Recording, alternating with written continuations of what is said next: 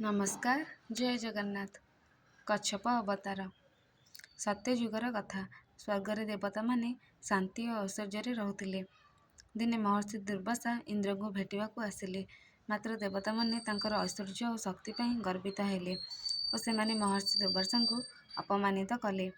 ଏଥିରେ ରାଗିଯାଇ ଦୁର୍ବାସା ଦେବତାମାନଙ୍କୁ ଶ୍ରୀହୀନ ଓ ସମସ୍ତ ଧନଶକ୍ତି ହରାଇବାର ଅଭିଶାପ ଦେଲେ। ଏହାପରେ ଦେବତାମାନେ ଶ୍ରୀହୀନ ହୋଇଗଲେ ଓ ସମସ୍ତ ଶକ୍ତି ହରାଇଲେ। ତାଙ୍କଠାରୁ ମାତା ଲକ୍ଷ୍ମୀ ଛାଡ଼ିଗଲେ ଓ କ୍ଷୀରସାଗର ମଧ୍ୟରେ ରହିଲେ। ଏହି ସମୟର ସୁଯୋଗ ନେଇ ଅସୁରମାନେ ଶକ୍ତିଶାଳୀ ହୋଇଗଲେ। ସେମାନେ ସ୍ୱର୍ଗକୁ ଅଧିକାର କଲେ ଓ ଦେବତାମାନଙ୍କୁ ପରାସ୍ତ କଲେ। ଫଳରେ ସମସ୍ତ ଜଗତ ଅସୁରମାନଙ୍କ ଦ୍ୱାରା ଶାସିତ ହେଲା ଓ ଚାରିଆଡ଼େ ଅନ୍ୟାୟ ବୃଦ୍ଧି ପାଇଲା। ଏହା ଦେଖି ଦେବତାମାନେ ବିବ୍ରତ ହୋଇ ଭଗବାନ ବିଷ୍ଣୁଙ୍କ ନିକଟକୁ ଯାଇ ସାହାଯ୍ୟ ମାଗିଲେ। ବିଷ୍ଣୁ ଏହାର ସମାଧାନ ସ୍ୱରୂପ କହିଲେ କ୍ଷୀର ସମୁଦ୍ର ମନ୍ଥନ କରିବା ପାଇଁ। ଯେହେତୁ କିଛି ସମୟ ପୂର୍ବରୁ ପ୍ରଳୟରୁ ପୃଥିବୀ ଉତ୍ପନ୍ନ ହୋଇଥିଲା ଓ ସତ୍ୟଯୁଗର ପୁନଃସ୍ଥାପନା ହୋଇଥିଲା, ଅନେକ ମୂଲ୍ୟବାନ ବସ୍ତୁ ଓ ରତ୍ନ ସମୁଦ୍ର ମଧ୍ୟରେ ଲୁଚି ରହିଥିଲା। ତେଣୁ ଏହି ସମୁଦ୍ର ମନ୍ଥନରୁ ଅମୃତ ପ୍ରାପ୍ତ ହେବ, ଯାହାକୁ ପାନ କଲେ ଦେବତାମାନେ ପୁନର୍ବାର ଶକ୍ତିଶାଳୀ ଓ ଐଶ୍ୱର୍ଯ୍ୟ ପ୍ରାପ୍ତ ହେବେ। କିନ୍ତୁ ଦେବତାମାନେ କେବଳ ଏକା ଏକା ସମୁଦ୍ର ମନ୍ଥନ କରିପାରିବେ ନାହିଁ। ସେମାନେ ଯାଇ ଅସୁରମାନଙ୍କୁ ଅମୃତ ପାଇବାର ଲୋଭ ଦେଖାଇଲେ। ଅସୁରମାନଙ୍କ ଗୁରୁ ଶୁକ୍ରାଚାର୍ଯ୍ୟଙ୍କ କହିବା ଅନୁସାରେ ଅସୁରମାନେ ରାଜି ହୋଇଥିଲେ। ଏହାପରେ ଦେବତା ଓ ଅସୁରମାନେ ସମୁଦ୍ର ମନ୍ଥନ ପାଇଁ କ୍ଷୀରସାଗରରେ ପହଞ୍ଚିଲେ।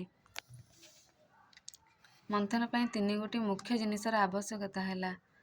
ପ୍ରଥମଟି ହେଉଛି ମନ୍ଥନ ଦଣ୍ଡ, ଦ୍ୱିତୀୟରେ ମନ୍ଥନ ରଜ୍ଜୁ ଓ ତୃତୀୟଟି ହେଉଛି ଆଧାର। ମନ୍ଥନ ଦଣ୍ଡକୁ ଧରି ରଖିବା ପାଇଁ ଏକ ଦୃଢ଼ ଭିତ୍ତି। ସେମାନେ ମନ୍ଥନ ଦଣ୍ଡ ହିସାବରେ ମନ୍ଦାର ପର୍ବତକୁ ଚୟନ କଲେ ଓ ମନ୍ଥନ ରଜ୍ଜୁ ପାଇଁ ବାସୁକୀ ନାଗକୁ ଉପଯୋଗ କଲେ, ଯାହାଦ୍ୱାରା କି ମନ୍ଥନ ଦଣ୍ଡ ଘୂରି ପାରିବ। ଏହାର ମୁଣ୍ଡ ଅସୁରମାନଙ୍କ ଆଡ଼କୁ ଥିଲା ଓ ଲାଞ୍ଜ ଦେବତାମାନଙ୍କ ଆଡ଼କୁ ରଖାଗଲା। ବର୍ତ୍ତମାନ ସମୁଦ୍ର ମନ୍ଥନ କାର୍ଯ୍ୟ ଆରମ୍ଭ ହୋଇଥିଲା, କିନ୍ତୁ ଆଉ ଏକ ସମସ୍ୟା ଦେଖାଗଲା। ଏଥିରେ କୌଣସି କଠିନ ଭୂମି ନଥିଲା, ସେଥିପାଇଁ ମନ୍ଦାର ପର୍ବତ ସମୁଦ୍ର ମଧ୍ୟକୁ ପଶି ଯାଉଥିଲା। ଯଦି ସେ ବୁଡ଼ିଯାଏ ତେବେ ସମୁଦ୍ର ମନ୍ଥନ କାର୍ଯ୍ୟ ଅସମ୍ପୂର୍ଣ୍ଣ ହେବ। ଏହା ଦେଖି ଭଗବାନ ବିଷ୍ଣୁ ଦେବତା ଓ ଅସୁରମାନଙ୍କୁ ସାହାଯ୍ୟ କରିବା ପାଇଁ କଚ୍ଛପ ଅବତାର ନେଇଥିଲେ।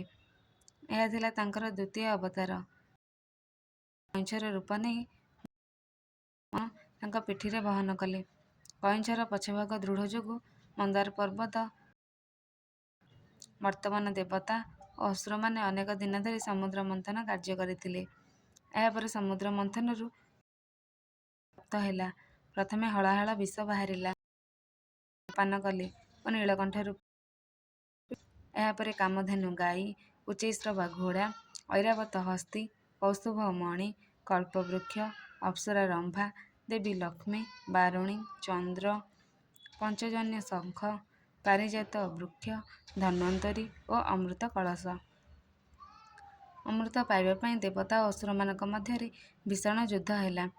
ତାପରେ ଭଗବାନ ବିଷ୍ଣୁ ମୋହିନୀ ଅବତାର ନେଇ ଦେବତାମାନଙ୍କୁ ଅମୃତ ପ୍ରଦାନ କଲେ ଓ ଦେବତାମାନେ ପୁଣି ଥରେ ନିଜର ସର୍ବସ୍ୱ ପ୍ରାପ୍ତ ହେଲେ। ଫଳରେ ବ୍ରହ୍ମାଣ୍ଡର ରକ୍ଷା ହେଲା। କଇଁଛ ଭାବରେ ଭଗବାନ ବିଷ୍ଣୁଙ୍କ ଅବତାର ପଛରେ ମୁଖ୍ୟ ଉଦ୍ଦେଶ୍ୟ ଥିଲା ମାତା ଲକ୍ଷ୍ମୀଙ୍କୁ ପାଇବା। ଏହା ବ୍ୟତୀତ ପ୍ରଳୟ ସମୁଦ୍ରରେ ଗଭୀରକୁ ଚାଲିଯାଇଥିବା ମୂଲ୍ୟବାନ ବସ୍ତୁ ଓ ଔଷଧି ପାଇବା ଆବଶ୍ୟକତା ଥିଲା, କାରଣ ଏହା ମାଧ୍ୟମରେ ବ୍ରହ୍ମାଣ୍ଡର କଲ୍ୟାଣ ସମ୍ଭବ ହୋଇଥିଲା।